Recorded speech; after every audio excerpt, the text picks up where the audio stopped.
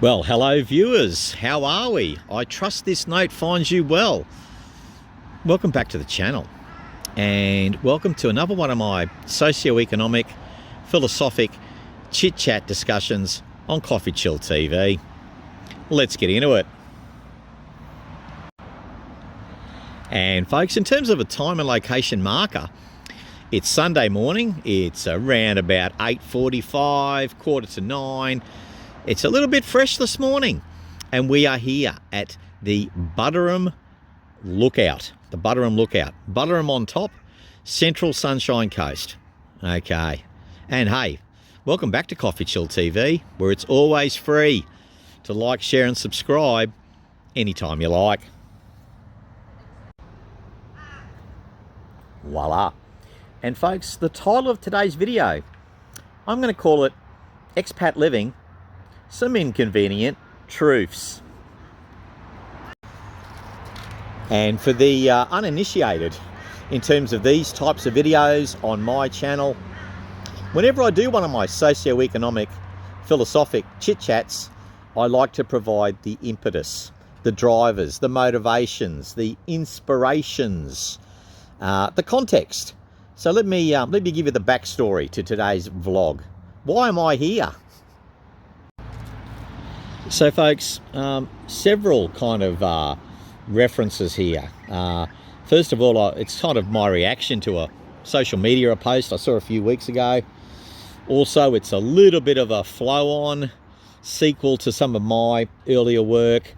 And finally, yeah, I Googled it up. I did a Google search just before I jumped in the car. So they're the three primary areas of inspiration for today's video. Let's start with the first one.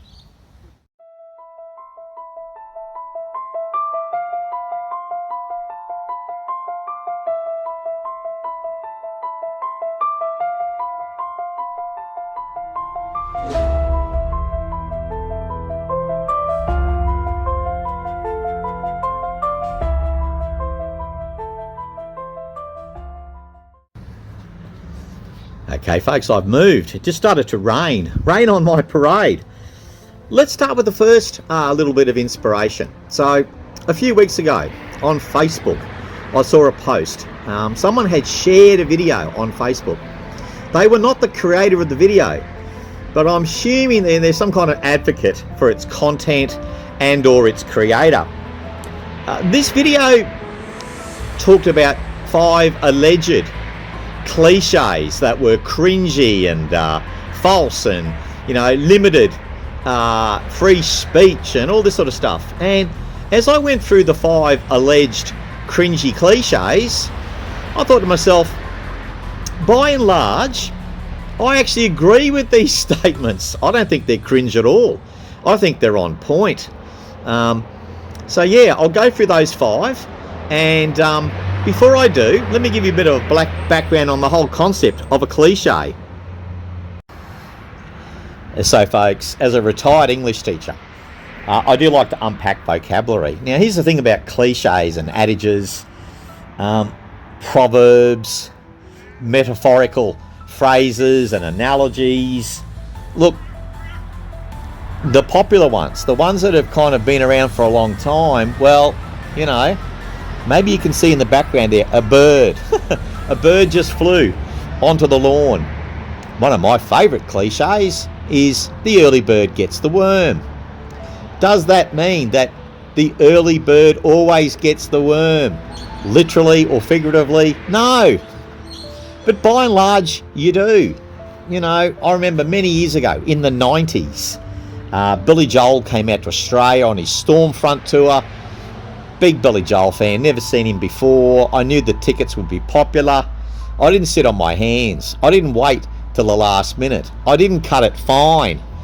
I got on board as soon as I went on sale and got the tickets, and he was great. Hey, the early bird got the worm. So yeah, dismissing old adages as just overly generalised cliched slop is wrong. Many cliches have credence, and they do in this case.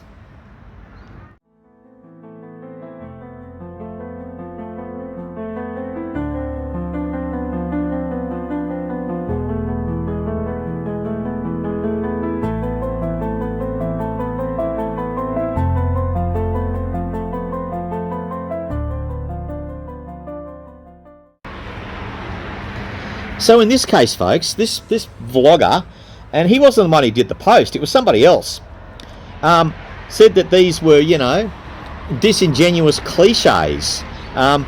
Respectfully, I disagree. What do you think, viewers? So this person was saying that, you know, these are the things you hear from expats, and they're cringy, and they're wrong, and they should be discouraged. I don't agree. By and large, I support the statements. Here they are. You are a guest in this country, number one. Number two, if you don't like it, leave. Next, well, it's cheap here. Followed by, you should be grateful. And lastly, number five, that's not normal here. I don't consider those statements to automatically be wrong. I wouldn't dismiss them out of hand. By and large, they mostly apply. They are on point. They are inconvenient truths that a lot of expatriates, you know, dismiss as cliched and cringy, when actually, in my opinion, they are mostly on point. Folks, I also decided to Google it up just this morning. I Googled up, you know, the hardest truths for expats, and they came back with 7. Okay, 7. Let me run you the tape on the Google search results, only about half an hour ago. Let me share them with you now, and I reckon they're on point too. Okay, so here's the top 7 according to this morning on Google search. Now, those Google search results, they change on a daily basis. So if you Google it up, or whatever your favorite search engine is, whatever your favorite AI research tool is, if you type in, you know, inconvenient truths for expats, home truths, hard truths, you'll probably get different results. Here's the results this morning. When did I Google this up this morning? What's today? The 7th of June, 2026. Okay, here they are. Okay, so here they are. Number 1. Hard truths, home truths for expats. The constant reality of loneliness. Number 2. The pain of 2 homes. Next, in inverted commas, your problems follow you. Number 4. You miss the big milestones. Number 5. Bureaucracy becomes a way of life. Number 6. The 9 to 5 still exists. And finally, financial vulnerability. So what do you reckon about those top 7 according to Google search as at 7 June 2026? You know, which one of these stand out for you as the hardest of the hard truths?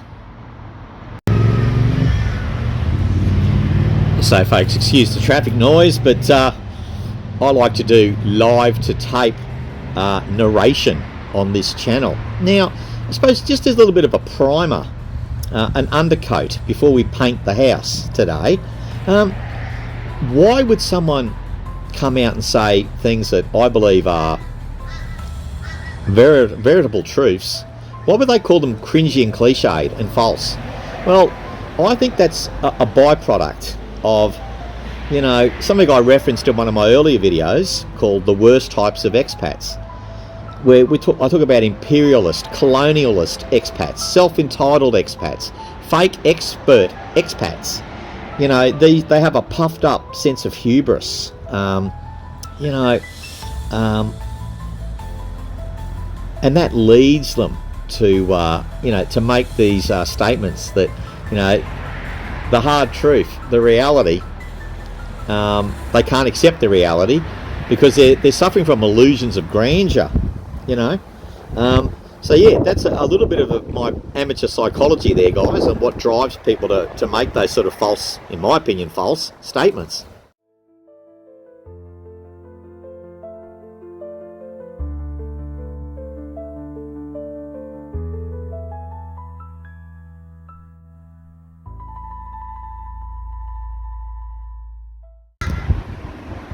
Okay, let's run the tape on the, I'm going to call it the rebuttal list.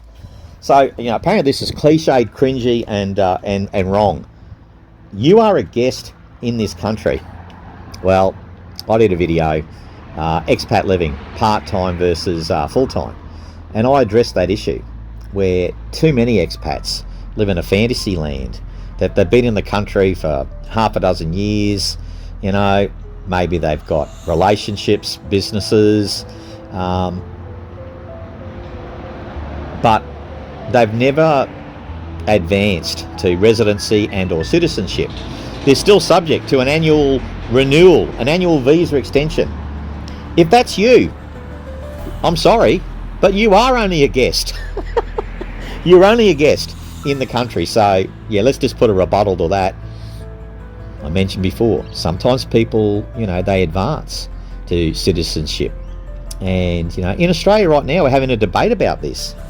People getting Centrelink, Social Security, healthcare, even getting, finance and first home buyer grants and things.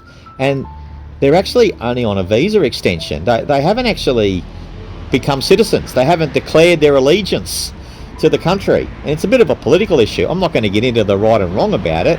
It just makes the point that, wherever you are in the world, you have one homeland, okay? And, for me, it's Australia. I spent a lot of time in Thailand. I have in the last few years, but I don't kid myself. Whenever I'm in Thailand, I'm only a guest in that country. I'm a resident in this one. So next on that list was, if you don't like it, leave. Well, yes. What's wrong with that statement? Australia is my home. I'm born and bred here. This is where I'm a resident and a citizen, and proudly so. There are a lot of things I'd like to change about Australia, and I'm free to discuss that and have an opinion because this is my homeland. If I'm, spending, months on end in Vietnam, Thailand, Philippines, Indonesia, and I don't like it, I can just leave. So, that's true. It's not cringy, it's the truth.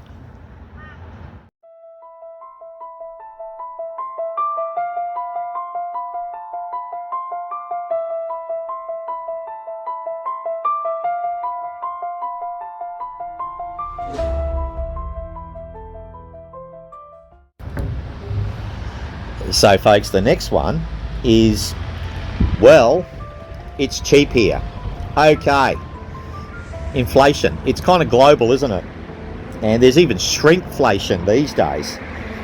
But once again, if I'm comparing Australia to Thailand, there's no contest. There's daylight. The cost of living in Australia continues to be substantially higher than that in Thailand. And I sort of covered this in my geo-arbitrage video in Nong Khai. Yeah, it is cheaper in Thailand. Certainly it is for me compared to Australia. The next one on the list. You should be grateful. What's wrong with that statement? I'm grateful I was born and bred in Australia.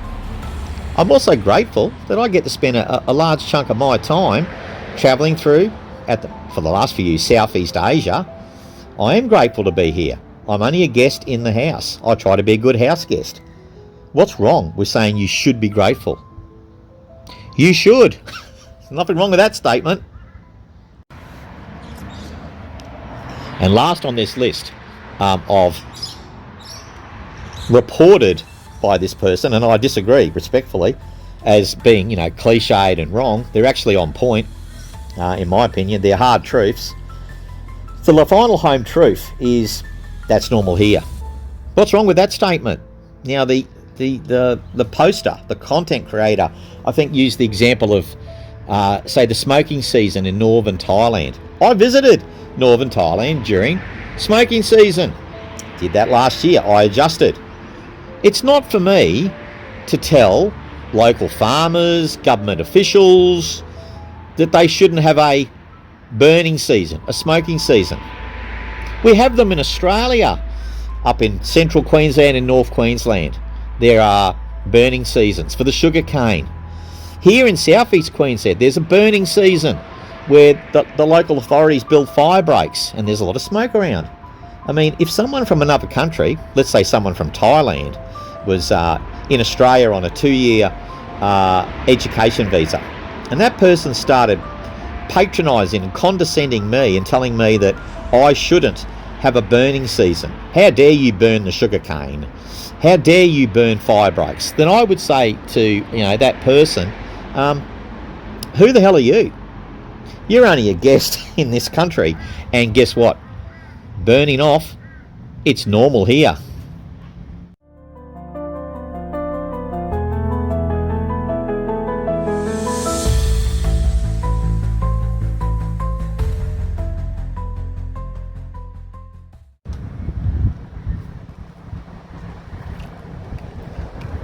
So folks, I've got a few I want to add to the list of home truths, hard truths, inconvenient truths for those who choose to live overseas as expatriates, be it full-time or part-time, be it for a couple of years, be it for an indefinite period of time. Here's some from me. First of all, here's a hard truth. Your colleagues and or your drinking partners are not automatically your friends. The next one from me. Your spending circle can increase incrementally without your knowledge. Also, healthcare costs, healthcare issues can be the financial curveball you never saw coming. And the last one, returning home is automatically a failure. Well, it's not. I handled this issue in my why do expats leave? Geez, I need another cup of coffee. Returning home is not automatically a failure. And this is the cage that some expats get themselves into. They can't handle the humiliation, the embarrassment of going home. Even when going home makes imminent sense. Maybe they come, their homeland has a national health service. Maybe they've got a support network of family and friends. True family and friends. I'll come back to that earlier point in a minute. So returning home is not automatically a failure. Okay, a lot of people say, returning home, it's a failure. No, that's wrong. It's not automatically a failure. And on that point of, some people out there in social media who say things like, why expats fail? Is fail the right verb? Sometimes it is. But the hard truth is that many of these so-called expert vloggers and bloggers in the travel, food, expat, retiree space, they're not experts. You got Gen Ys and millennials, condescending to Gen Xers and baby boomers about retirement. You've got no credibility. What do you know about retirement? Give me a break. A lot of them too, they come to Thailand, for example, 2 or 3 times a year, and all of a sudden they're an expert on expat living, locations and budgets, slow travel experts. Look, some of them are, but most of them aren't. Okay, most of them aren't.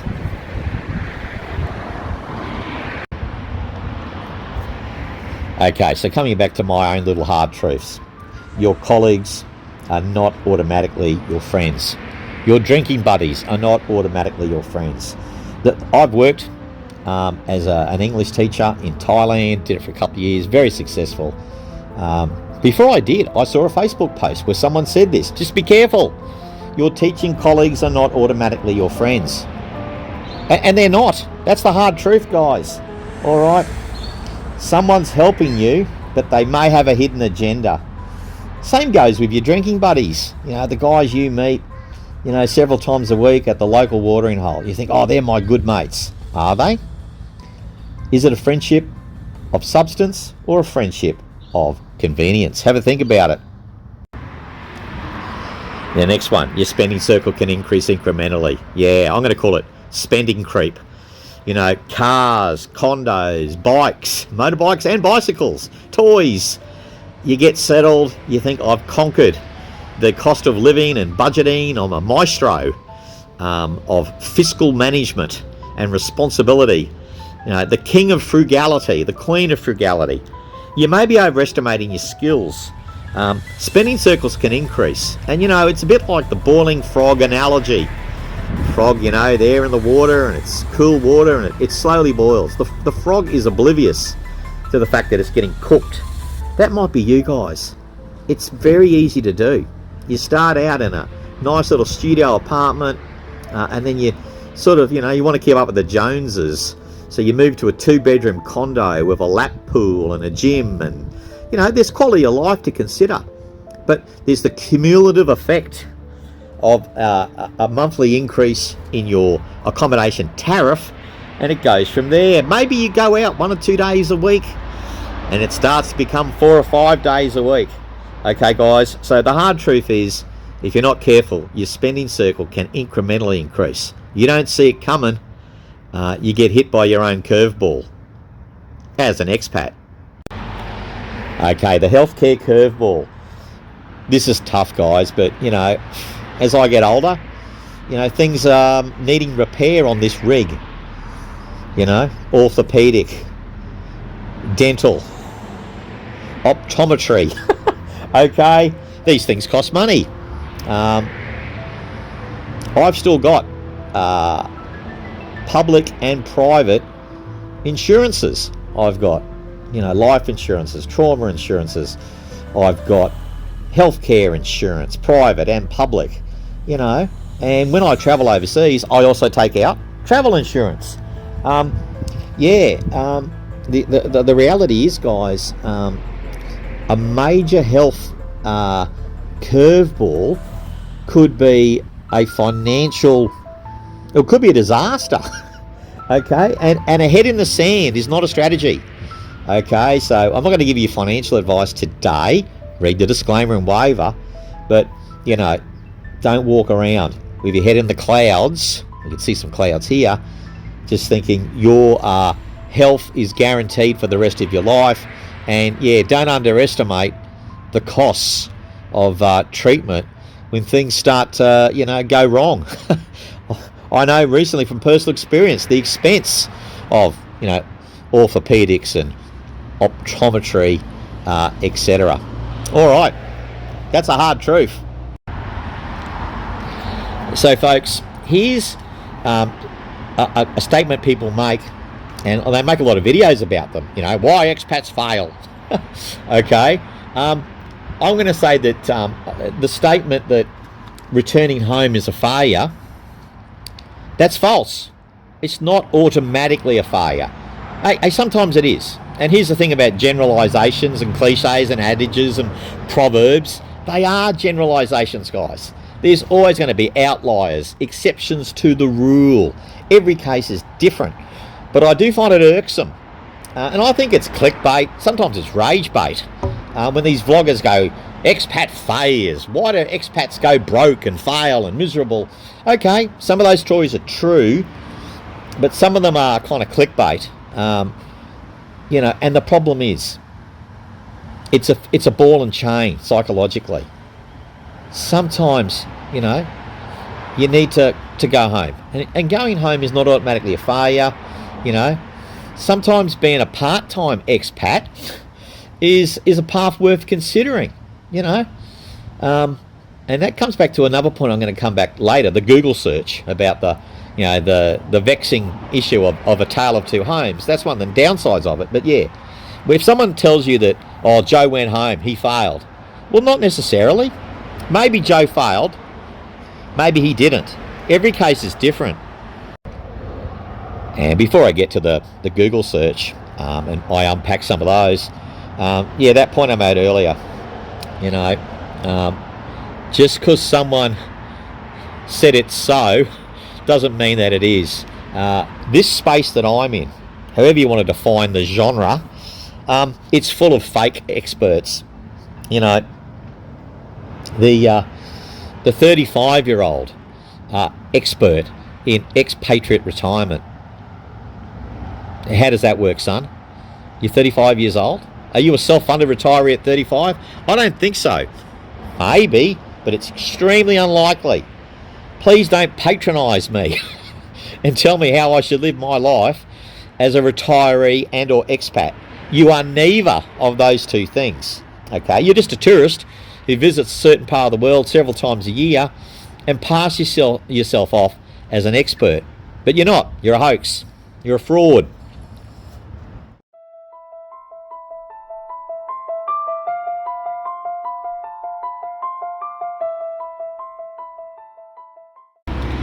Okay, so let's circle back to the Google search activities. Let's start with number one. Hard truth, according to Google search this morning. The constant reality of loneliness. Okay, well, there's a big difference between alone and lonely. I had a coffee with a good friend last week. She's going to retire in a few years' time. And, you know, she's divorced now and the kids have left the nest. She's on her own and she's loving it. She's loving it. She's loving having run of the house to herself. She's not feeling lonely at all. She's still well connected to her, to her kids. And she's got a grandchild now as well. She's got a nice little circle of friends. She told me that as she gets older, she's finding she's got less friends. She's pruning the tree. There's been a cull. Hey, same for me, But it's not loneliness, all right, that I'm feeling or she's feeling. Of course, for some expats, this is a reality. This is a reality. People talk about the runaway dad. Okay, it could be the runaway mum as well, but the runaway dad who sort of burns all the bridges, doesn't talk to anyone in his, doesn't talk to his kids anymore, excommunicated from the tribe. He becomes fast friends with some people in his new location overseas. I'm going to talk his, her, could be his or her. But, those fast friends, they're not really your friends. And then something happens, you're on the outer, you have a falling out, and you're sitting in your little studio all by yourself. So, yeah, this can be a reality. Particularly if you've spent most of your life in a full house and now you're in an empty studio. I've never been married. I've never had kids. I've been in long-term relationships, but, I've never been in that situation. So I've always been comfortable with my own company. If you're watching this video and you're thinking about making the move on your own to become an expat overseas, make sure you're comfortable with your own company. Okay? Because, I agree. For a lot of expats, loneliness is a sad reality. Something to be aware of. Okay, the pain of two homes. Yeah, that's a reality for some. And the pain can come in different ways. The pain of two homes can be kind of a psychological one.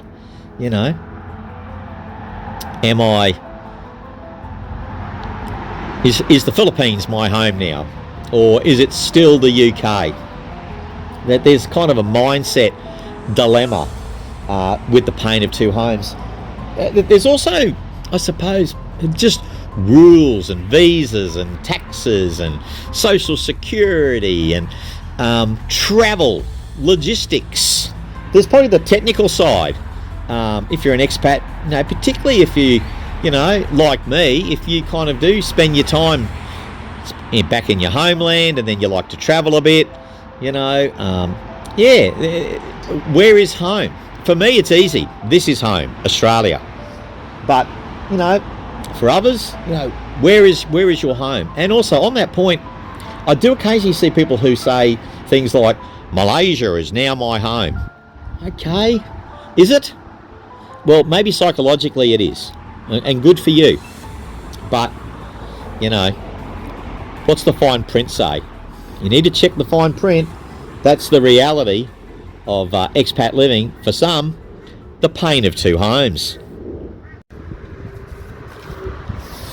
As the wind picks up here at the Butterham, look out. The next one, in inverted commas, your problems follow you. Yeah, they can, guys. I unpack this in more detail in my Escaping the Expat Bubble. Okay, so yeah, have a look at that one, guys, in the back catalogue. To summarise, yeah, look, if you have some issues, for example, if you feel lonely in your homeland and you think that by moving to Bali, Indonesia full time, you're going to cure your loneliness, you may not. Okay, you may not.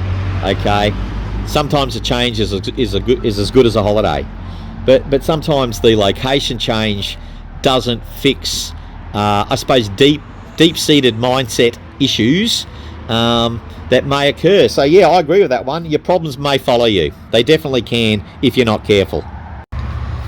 Next one, you miss the big milestones. Now, in an earlier video, expatriate retirement overseas, success factors and potential pitfalls.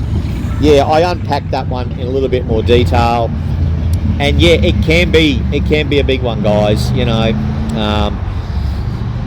when you get into your 50s and your 60s, there's a chance you're going to have aging parents. If one of those parents passes away, are you going to miss the funeral? You know, are you going to miss the graduation? Okay. Are you going to miss the birth of a grandchild or a niece or a nephew, a graduation? Yeah, that's a hard truth. You can miss the big milestones, even if you don't want to. You just logistically can't get back. Yeah, that's a hard truth. That's a hard truth.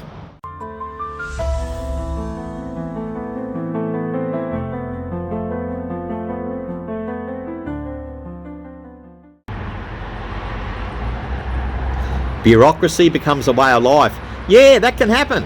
I'll use myself as an example. You know, I'm in Australia for about 7 months a year, and then I spent about 5 months travelling.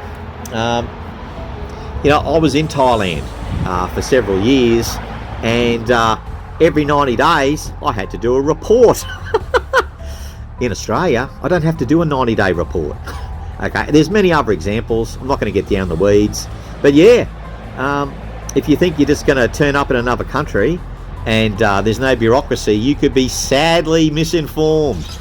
You may find life becomes even more bureaucratic when you move overseas, depending on where you choose to move and where you've come from. The 9 to 5 still exists. Yeah, you know, my personal story, I worked in finance in Australia for most of my life. And yeah, Monday to Friday, I wasn't really working Monday to Friday 9 to 5. It was more like Monday to Saturday 7 to 7. And when I got to Thailand, or it was a while after I got to Thailand and I was working, I had a Monday to Friday job. What was it? 8 till 4. And, you know, very much an attendance expectation. You know, as a teacher in a school in Thailand, I was expected to be present, you know. So yeah, the 9 to 5 still existed. Okay. If you're going to work overseas and you think that, you know, working overseas is going to be, you know, funkier and sexier and more autonomous and all those things, in some cases, no doubt it is. But in a lot of cases, yeah, you can become a wage slave. You just change your location. Okay, just be wary of that. It may not be as different to working in your homeland as you assumed.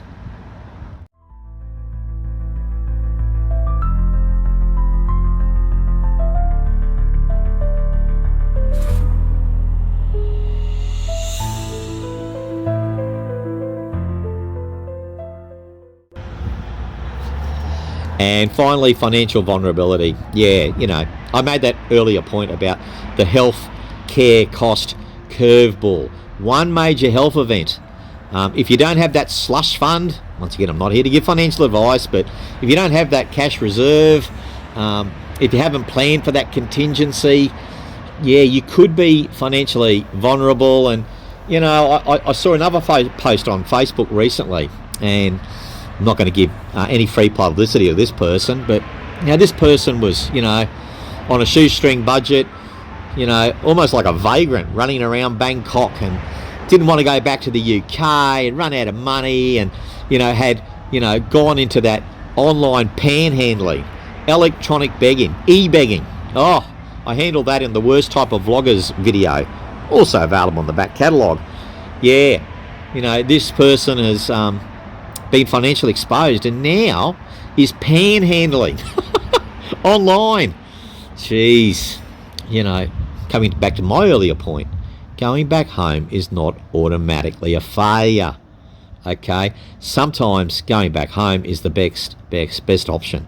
Do your sums, but yeah, a lot of expats, that spending circle increases. The boiling frog. One day, it's like, oh my God, I'm getting down to my last few dimes. Oh my God, there's a big healthcare issue. I want to go back home. Need to go back home. Should I go back home? I suppose don't wait till it's too late, guys. Yeah, financial vulnerability, it can happen. And sometimes you don't see it coming as an expat. Voila, it's a wrap. What do you think about those guys? Were there some on that list that you think, yeah, that they are hard truths? Some, yeah, maybe, Was there one or two in particular that you think, yeah, a lot of folks don't consider, and maybe they should? Okay, so either way, folks, thank you for getting to the end of the video. Enjoy the balance of your day, and cheers for watching Coffee Chill TV. All the best.